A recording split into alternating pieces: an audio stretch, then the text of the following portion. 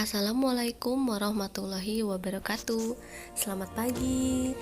Semoga kita semua dalam keadaan sehat dan masih tetap semangat meskipun kita masih harus belajar dari rumah.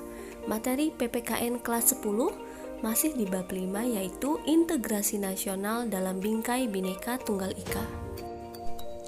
Pada pertemuan minggu ini kita akan membahas sub E, yaitu peran serta warga negara dalam menjaga persatuan dan kesatuan bangsa.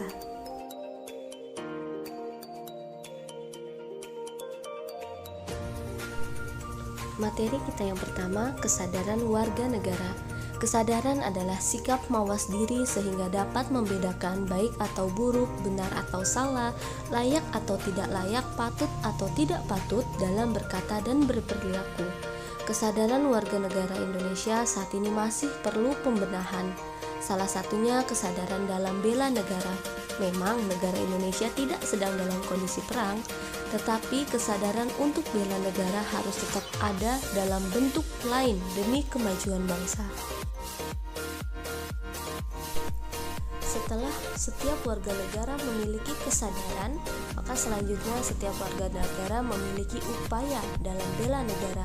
Adapun pengertian bela negara menurut Undang-Undang Republik Indonesia Nomor 3 Tahun 2002 Pasal 9 Ayat 1, upaya bela negara adalah sikap dan perilaku warga negara yang dijiwai oleh kecintaannya kepada negara kesatuan Republik Indonesia berdasarkan Pancasila dan Undang-Undang Dasar Negara Republik Indonesia tahun 1945 dalam menjamin kelangsungan hidup bangsa dan negara, bukan hanya sebagai kewajiban dasar manusia, tetapi juga merupakan kehormatan warga negara sebagai wujud pengabdian dan kerelaan berkorban kepada bangsa dan negara. Upaya bela negara bisa dilakukan dengan mewaspadai dan mengatasi berbagai ancaman, tantangan, hambatan, dan gangguan atau ATHG terhadap negara kesatuan Republik Indonesia. Adapun singkatan dari ATHG adalah yang pertama A. Ancaman. Ancaman adalah usaha yang bersifat mengubah atau merombak kebijaksanaan yang dilakukan secara konsepsional melalui tindak kriminal dan politis. Ancaman militer adalah ancaman yang menggunakan kekuatan bersenjata yang terorganisasi yang dinilai mempunyai kemampuan yang membahayakan kedaulatan negara, keutuhan wilayah negara, dan keselamatan segenap bangsa. Ancaman militer dapat berasal dari luar negeri maupun dalam negeri.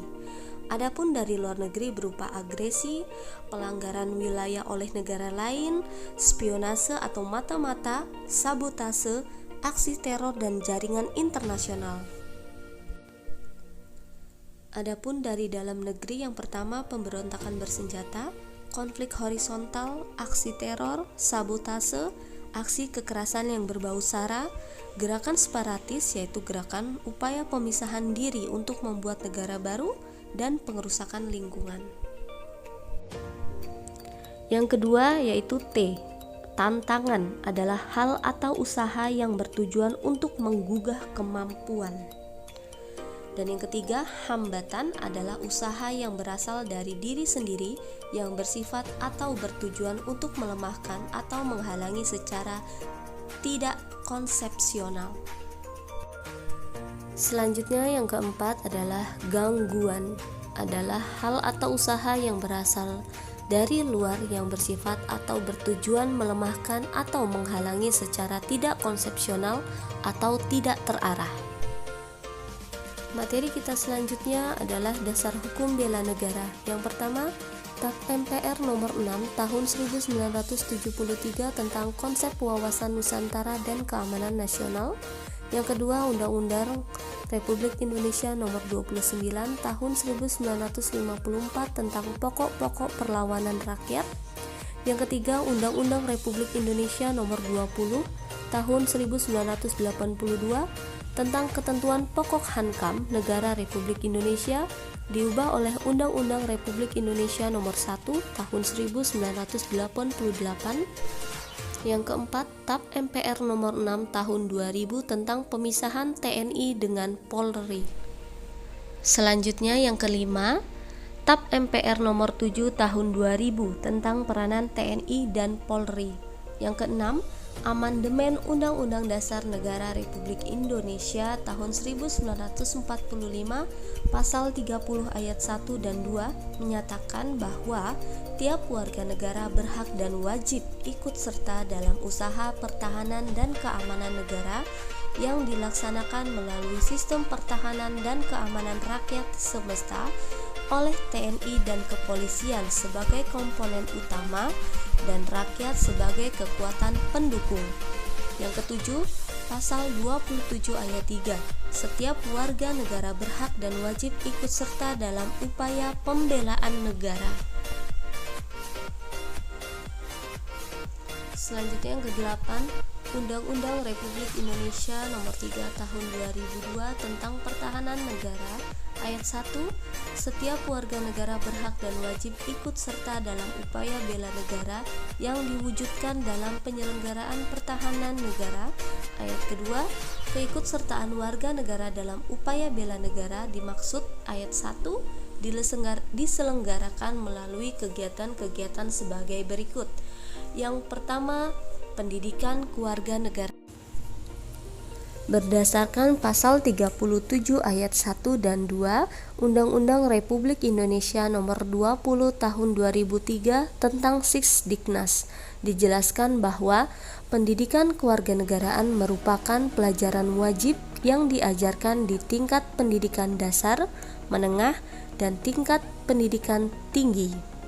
Pendidikan kewarganegaraan dapat memupuk jiwa patriotik, rasa cinta tanah air, semangat kebangsaan, kesetiakawanan sosial, kesadaran akan sejarah, perjuangan bangsa Indonesia, dan sikap menghargai jasa para pahlawan. Yang kedua, pelatihan dasar kemiliteran.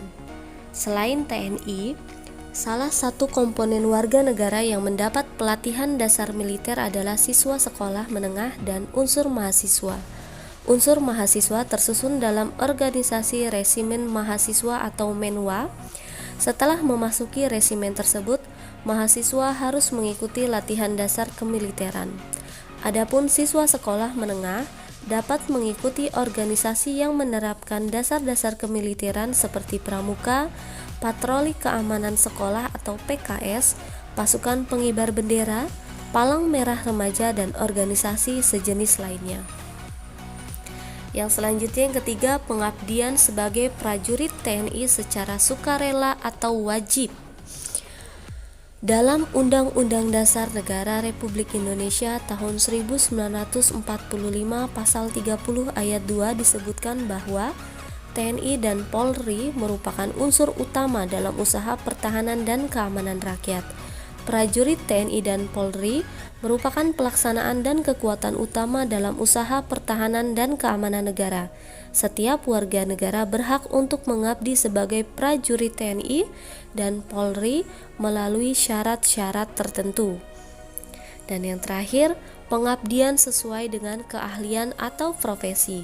Upaya bela negara tidak hanya melalui cara-cara militer saja, tetapi banyak usaha bela negara dapat dilakukan tanpa cara militer. Misalnya, atlet nasional dapat mengharumkan nama bangsa dengan meraih medali emas dalam pertandingan olahraga. Selain itu, kalian siswa yang ikut olimpiade fisika, matematika, atau kimia di luar negeri dan mendapatkan penghargaan merupakan prestasi yang menunjukkan upaya bela negara.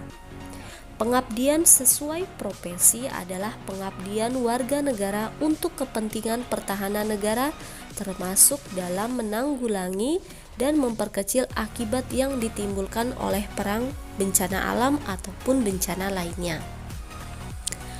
Upaya bela negara merupakan sikap dan perilaku warga negara yang dijiwai oleh kecintaan kepada negara Republik Indonesia berdasarkan Pancasila dan Undang-Undang Dasar.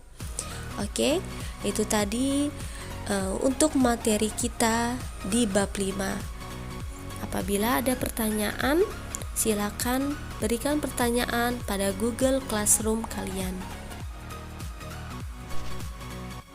Untuk tugas pada minggu ini yaitu tugas mandiri 5.4. Silakan kalian cari di internet atau sumber lain mengenai contoh bentuk kesadaran warga negara untuk melakukan bela negara. Silakan kerjakan tugasnya dengan baik dan kirimkan kembali melalui Google Classroom. Demikian untuk materi kita untuk bab 5.